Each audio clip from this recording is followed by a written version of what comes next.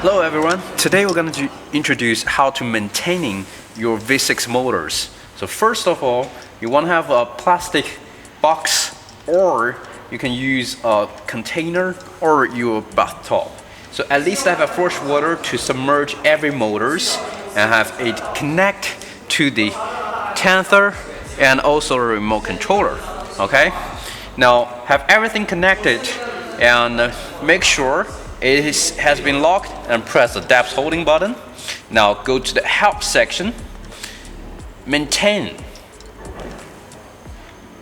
and press the start button.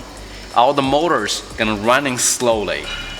As you can see, the program has already been started. You may want to have a rock or heavy metal to keep the motor, keep the V6 inside the fresh water, while it's maintaining.